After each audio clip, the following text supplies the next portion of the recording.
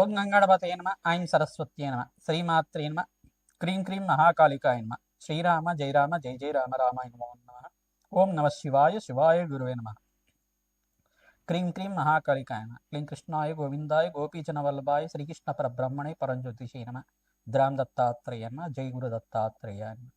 YouTube ప్రేక్షకులకు అందరికీ కూడా నమస్కారం అండి. నేను పాలపర్తి గురునాథ శర్మ జ్యోతిషం వాస్తు సిద్ధాంతిని. 2026 ఆంగ్ల సంవత్సర ఫలితాలంతా కూడా జనవరి నుంచి డిసెంబర్ దాకా సంపూర్ణ ఫలితాలంతా కూడా విశ్లేషణ చేయడం జరుగుతుంది.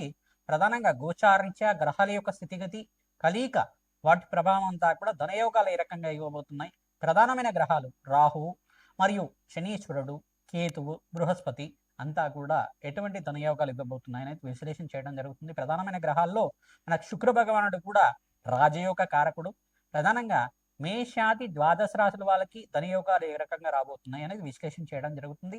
వాటికంతా కూడా గ్రహ గోచార ప్రకారంగా గ్రహాల యొక్క స్థితిగతి, వాటి గమనం మేరకంతా కూడా, వాటి భ్రమణం మేరకంతా కూడా వివిధ రాశుల్లో మారడం వల్ల ఎటువంటి పరిష్కారాలు ఆచరించాలి, ఈ పరిష్కారం చేయడం వల్ల ఆకస్మిక ధనలాభం సిద్ధిస్తుంది.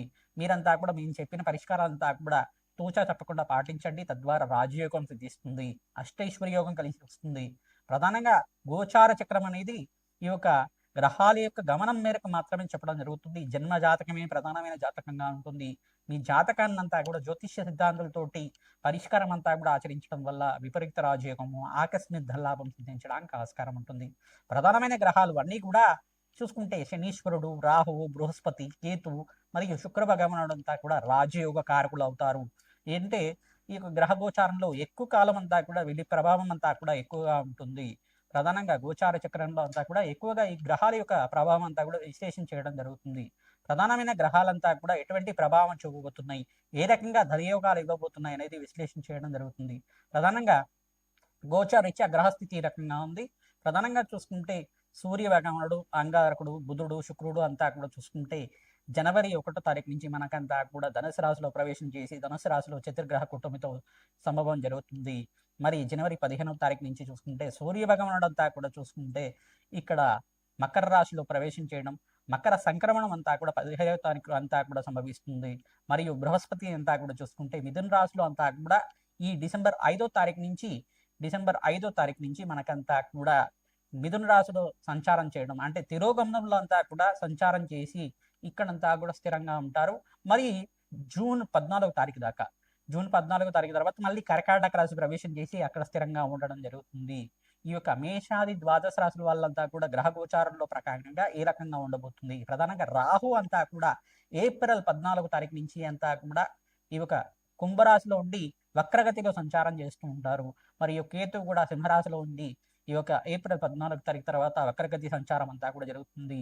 శనీశ్వరుడు అంతా కూడా వక్రగతి త్యాగం చేసిన తర్వాత రుజుమార్గంలో అంతా కూడా పయనం చేయడం మనకి మంచి ఫలితాలుగా ఇవ్వడం జరుగుతుంది, శుభమైన ఫలితాలుగా చెప్పడం జరుగుతుంది.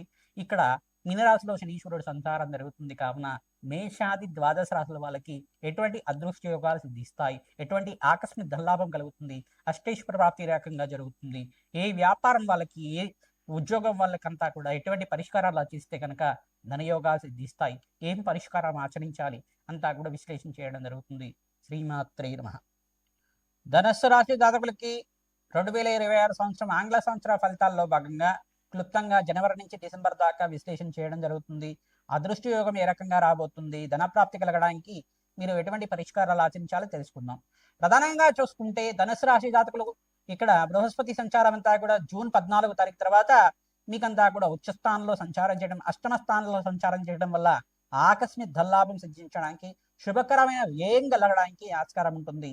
ఇంట్లో వివాహాది శుభకార్యాల కోసం కావచ్చు, గృహయోగం కోసం కావచ్చు, సొంతిల్లు కొనుక్కోవడం కోసమైనా కావచ్చు, భూ సంపద కోసమైనా కావచ్చు, మీరంతా కూడా ఖర్చు పెట్టడం జరుగుతూ ఉంటుంది.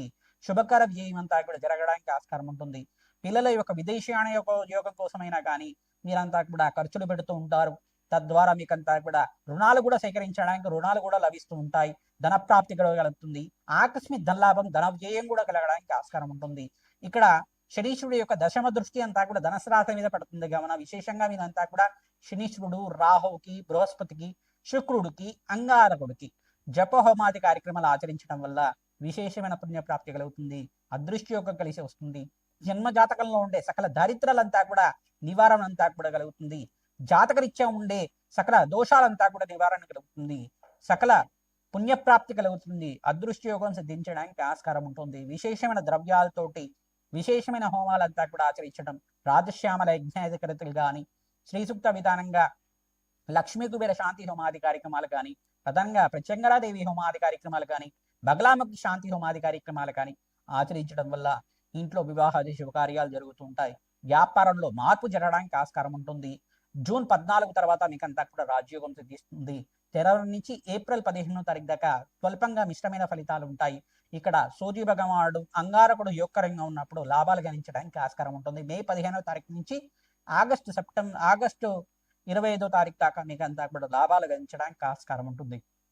ఇక్కడ ప్రధానమైన గ్రహాలంతా కూడా యోగకరంగా మారబోతున్నాయి కావున ఎక్కడైతే బుధాదిత్య యోగంలో మారుతూ ఉంటారో, ఇక సూర్యుడు బుధుడు కలయిక జరుగుతూ ఉంటుందో అప్పుడు లాభాలు గణించడానికి ఆస్కారం ఉంటుంది. రాజయోగం సిద్ధించడానికి ఆస్కారం ఉంటుంది. వివాహాది శుభకార్యాలు జరగడానికి ఆస్కారం ఉంటుంది. మీ మాటకంతా కూడా విలువ పెరుగుతూ ఉంటుంది. మీకు గుడ్ విల్ పెరగడానికి ఆస్కారం ఉంటుంది. సంఘంలో గౌరవం పెరగడానికి ఆస్కారం ఉంటుంది. మీరంతా కూడా ఎవరైతే పొలిటికల్ రంగంలో మంచి స్థాయికి రావాలని చెప్పేసి అనుకుంటున్నారో మీకంతా కూడా మంచి పదవి లభించడానికి, ధనస్సు రాశి జాతకులకంతా కూడా అదృష్ట యోగం కలిసి రావడానికి ఆస్కారం ఉంటుంది. ప్రతినిత్యం కూడా నవగ్రహాలకు ప్రదక్షిణాలు చేస్తూ ఉండాలి. చెరుకు రసంతో, ద్రాక్ష రసంతో పరమేశ్వరుడికి అంతా కూడా ప్రీతికరంగా అభిషేక హోమాది కార్యక్రమాలు చేయడం వల్ల, దత్తాత్రేయ స్వామివారి ఆరాధన చేయడం వల్ల విశేషమైన పుణ్యప్రాప్తి కలుగుతుంది. మహాకాళి దేవాలయంలో కానీ, దుర్గామాత దేవాలయంలో కానీ కూష్మాండ దీపాన్ని తరచూ వెలిగిస్తూ ఉండడం వల్ల, దేవి భాగవతాన్నంతా కూడా పారాయణం చేయడం వల్ల, దేవి ఖడ్గమాల స్తోత్రాన్ని పట్టణం చేసుకోవడం వల్ల అదృష్ట యోగం సిద్ధిస్తుంది. ఆకస్మిక ధనలాభం కలగడానికి ఆస్కారం ఉంటుంది. మహాలక్ష్మి దేవికి ప్రతినిత్యం కూడా ఆవునేతో దీపారాధన చేయడం, ప్రధానంగా పరవాణాన్ని నివేదన చేయడం, మల్లెపూలతోటి తులసిమాలతోటి అర్చన చేయడం వల్ల అదృష్ట యోగం కలిసి వస్తుంది. మంచి ఫలితాలు పొందుతారు. శ్రీమాత్రి. మేషాది ద్వాదశ రాశుల వాళ్ళకి 2026 ఆంగ్ల సంవత్సర ఫలితాల్లో భాగంగా జనవరి నుంచి డిసెంబర్ దాకా విశ్లేషణ చేయడం జరిగింది. ప్రతినిత్యం కూడా మేషాది ద్వాదశ రాశుల వాళ్ళు నవగ్రహాలకి అభిషేక హోమాది కార్యక్రమాలు ఆచరించడం, విశేషంగా మహాలక్ష్మీదేవికి ప్రీతికరంగా మహాలక్ష్మి దేవాలయంలో కానీ, దుర్గామాత దేవాలయంలో కానీ పసుపుతో అభిషేకం చేయించి అమ్మవారికి నూతన వస్త్రాన్నంతా కూడా సమర్పించడం వల్ల అదృష్ట యోగం కలిసి వస్తుంది, కార్యసిద్ధి కలుగుతుంది. ఎవరైతే కనుక ప్రతినిత్యం కూడా గోమాత సేవ చేస్తూ ఉంటారో విశేషంగా మీకంతా కూడా పుణ్యప్రాప్తి కలుగుతుంది, అదృష్ట యోగం కలిసి వస్తుంది. రావి చెట్టు, వేప చెట్టు ఉన్న ప్రాంతం దగ్గర వృక్షరాజానికంతా కూడా ఈ యొక్క 27 ప్రదక్షిణాలు కానీ, 54 ప్రదక్షిణలు కానీ ప్రతిరోజు కూడా ఆచరించడం వల్ల జన్మజాతకంలో ఉండే సకల గ్రహదోష నివారణ కలుగుతుంది. నకారాత్మక శక్తి అంటే నెగటివ్ ఎనర్జీ అంతా కూడా నివారణ కలుగుతుంది. మీకంతా కూడా పాజిటివ్ ఎనర్జీ లభిస్తూ ఉంటుంది. విశేషమైన పుణ్యయోగం సిద్ధిస్తుంది. ధన ప్రాప్తి కలగడానికి ఆస్కారం ఉంటుంది.